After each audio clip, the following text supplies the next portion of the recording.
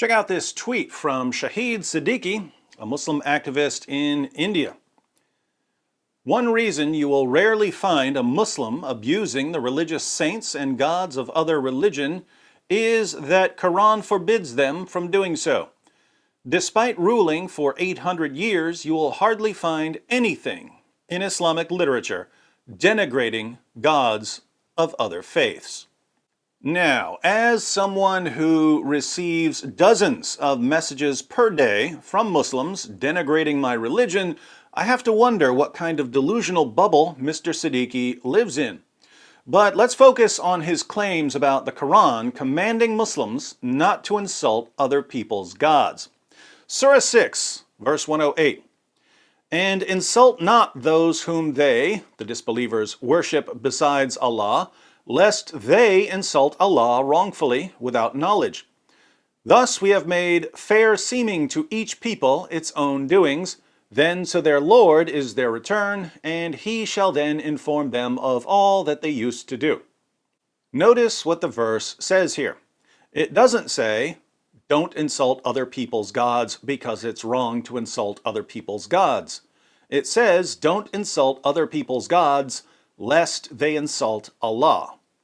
So don't insult their gods if they're going to insult your God in return. Surah 6 is a Meccan surah. Muhammad and his followers were completely outnumbered when this verse was revealed, so the unbelievers were free to insult Muhammad's beliefs. Muhammad didn't want them to insult his beliefs, so he delivered Surah 6, verse 108 to his followers. Let's read Ibn Kathir's commentary for some background. Allah prohibits His messenger and the believers from insulting the false deities of the idolaters, although there is a clear benefit in doing so. Insulting their deities will lead to a bigger evil than its benefit, for the idolaters might retaliate by insulting the God of the believers, Allah. None has the right to be worshipped but He. Ali bin Abi Talha said that Ibn Abbas commented on this ayah, 6:108. They, the disbelievers, said, O Muhammad, you will stop insulting our gods, or we will insult your Lord. Thereafter, Allah prohibited the believers from insulting the disbelievers' idols, lest they insult Allah wrongfully without knowledge. Abdur Razak narrated that Mamar said that Qatada said, Muslims used to insult the idols of the disbelievers, and the disbelievers would retaliate by insulting Allah wrongfully without knowledge. So before Surah 6 was revealed, Muslims were insulting the gods of the non-Muslims. Why would they do that?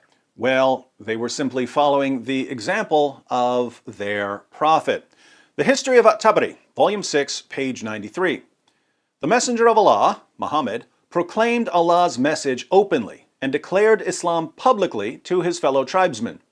When he did so, they did not withdraw from him or reject him in any way until he spoke of their gods and denounced them. According to Muslim sources, the pagans of Mecca didn't have any problem with Muhammad preaching Islam until he started denouncing their gods. A few pages later in Tabari, the pagans complain about Muhammad's religious intolerance. They say, We have never seen the like of what we have endured from this man. He has derided our traditional values, abused our forefathers, reviled our religion, caused division among us, and insulted our gods. We have endured a great deal from him. So Muhammad reviled their religion and insulted their gods. Since Muhammad is the pattern of conduct in Islam, it should come as no surprise that his companions followed his example by insulting the gods of the polytheists. When the polytheists decided to retaliate by insulting Muhammad's God, Allah suddenly called for an end to the insults. But this was only temporary. As we read in the Tafsir of Ibn Abbas, Surah 6 verse 108 was abrogated or cancelled by Allah's command to fight the polytheists.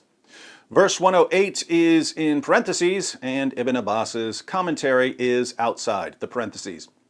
Revile not those unto whom they pray, i.e. worship, beside Allah, lest they wrongfully revile Allah through ignorance, because they have no knowledge or argument. This after he told them, "Lo, you idolaters, and that which you worship beside Allah are fuel of hell." But then this was abrogated by the verse of fighting. In other words, when Muhammad and his followers were outnumbered in Mecca, they were commanded not to insult the polytheists because the polytheists would insult Allah in return. But when Muhammad had an army and could violently subjugate the polytheists, it was okay once again to insult their gods. And that's exactly what we find in the Muslim sources. If you've got your kids watching this with you, you might want to cover their ears for a moment, unless you're ready to explain some details about female anatomy.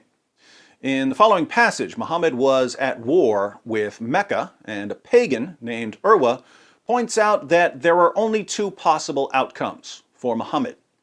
If Muhammad is victorious over his own tribe, the Quraysh, he'll be remembered as a man who slaughtered his own tribesmen.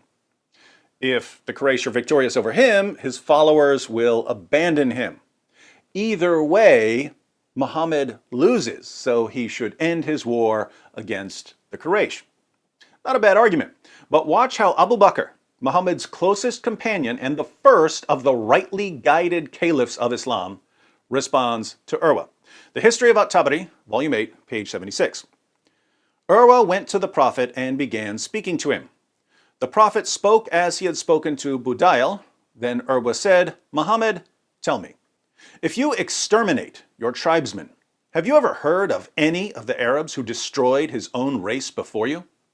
And if the contrary comes to pass, by Allah, I see both prominent people and rabble who are likely to flee and leave you." Abu Bakr said, "Go suck the clitoris of Alat. Would we flee and leave him?" Alat was a goddess worshipped by Urwa. So Abu Bakr answers Urwa's entirely reasonable point with an extraordinarily offensive insult against Urwa's religious beliefs. "Go perform oral sex on your goddess, Urwa." Abu Bakr obviously saw no problem with insulting Urwa's goddess. Why? Because Surah 6, verse 108 was abrogated. It didn't apply here, because if Urwa had responded by insulting Allah, Abu Bakr would have chopped his head off. The ultimate insult to the polytheists came when Muhammad conquered Mecca. Sahih al-Bukhari, 4287. When the Prophet entered Mecca on the day of the conquest of Mecca, there were 360 idols around the Kaaba. The Prophet started striking them with a stick he had in his hand and was saying, "Al-Haq," the truth, i.e. Islamic monotheism, or this Quran or jihad against polytheists, has come, and al-Batil, falsehood, i.e. Satan or polytheism, vanished. The Muslims smashed the 360 idols of the polytheists.